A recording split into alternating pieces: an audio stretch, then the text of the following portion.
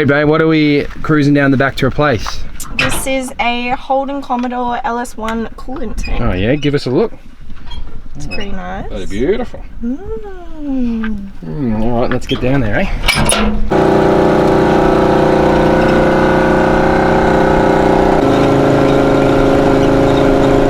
Hey guys, welcome back to another Parts Factory Australia installation tutorial video.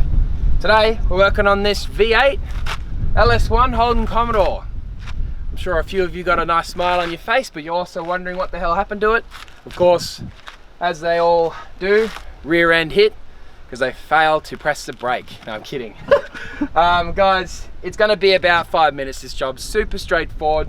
2 torque spits and 2 hoses and a little sensor underneath. Bottle pops up.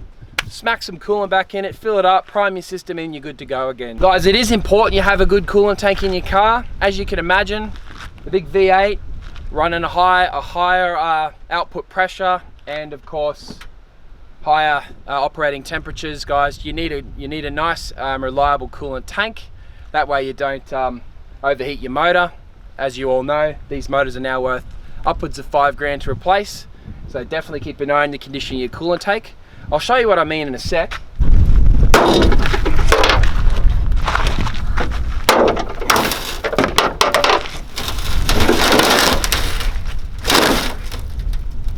Better. Okay. All right, guys. So we're in here now, and for contrasting, new, old.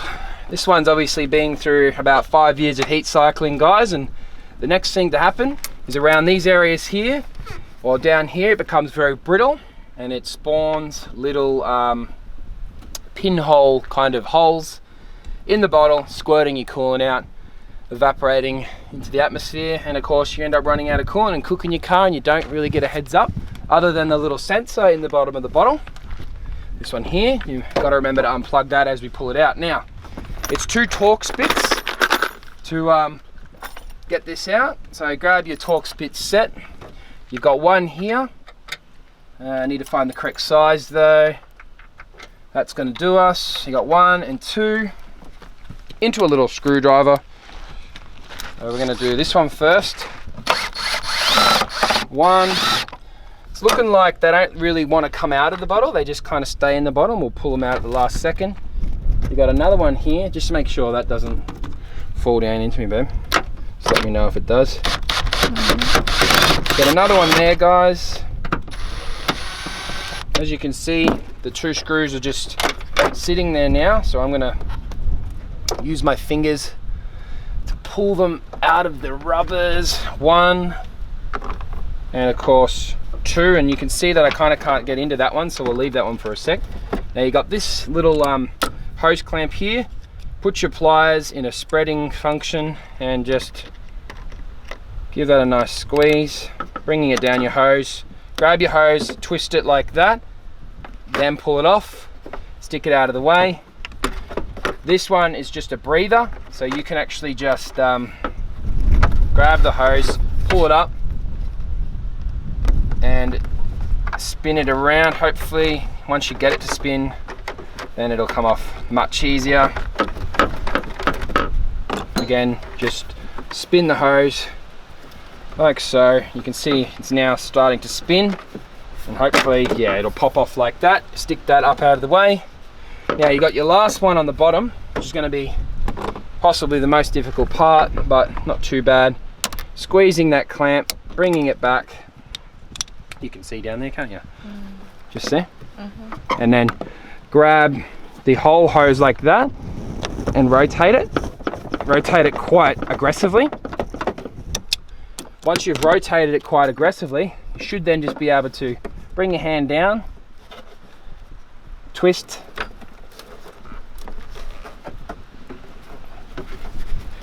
oh, it's a bit solid just because of the amount of heat cycles it's been through. Bring your pliers back down again, guys. More twisting. It just loosens up the surface and it allows it to pop off a bit easier.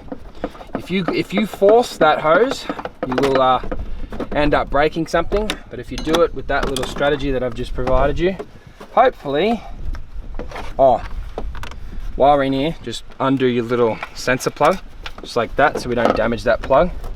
Hopefully you can just grab it,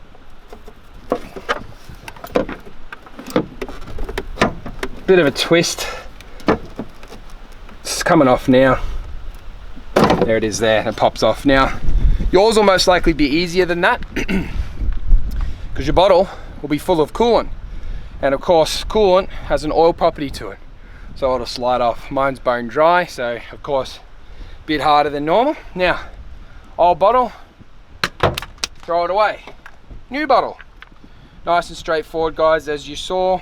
Right, so you've got your two little slide in and out dowels. It's now time to put them back into position. 1, 2. Tightening them up. If you haven't got the right Torx bit, swap to the correct one now, like me. Nice and tight. They're now ready to have the bottle lowered onto them. They kind of just push in. Of course, the bottom hose, most important hose. So we're going to bring that one up. We're going to prep the bottle to be plugged in just here. We've got one. Yep, this side. Plugging it in. Of course, getting that bottom hose on all the way to the end. Just like that. See how it goes flush right all the way to the end. Of course, hose clamp, guys.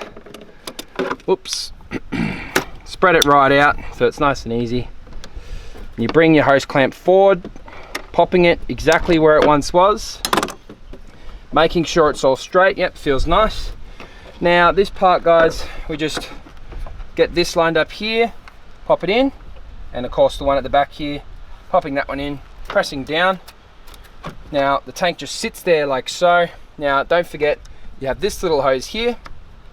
Using your pliers again, depressing them, bringing them forward, hose cruises around this edge here, and don't forget our little bypass hose that basically anything that overflows just gets dumped down onto the ground. And guys, as you can see, that is job complete. It really is that easy. Now, something I do like to remind our viewers here at Parts Factory Australia is $83.30 instead of $300 genuine from Holden, from Parts Factory, guys. Click it down, click the title, drop down, order the link, then utilize our video to perform the repairs yourself.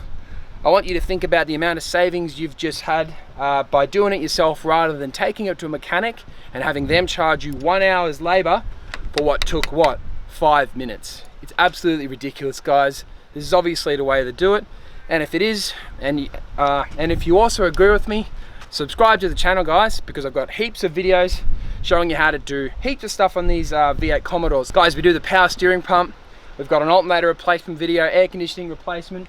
I've been all through these cars, changing all the seat belts. So any video you need in the future, subscribe to the channel and I'll sort you out and I'll show you how to do it, guys. Right, my name's Lucas Drabs, thanks for watching, and I'll see you next time. Guys, one last thing. Don't forget to fill it up with coolant. Fill it all the way up to the fill 2 line. Fire up the car, let the coolant circulate. It'll bleed through the whole system, pushing out all the air bubbles. Leave your cap off at that point. Once it sucks down, put some more coolant in it. Continue to do it until it no longer drops. Throw your cap on. Watch for another 5 minutes. Make sure your thermofans are cooling your radiator, etc. Make sure that your operating temperature on the dash isn't getting hot. It might do another pull down. Turn the car off, let it cool down, top up again, cap on, and there you go, guys, you're good to go. Alrighty, guys.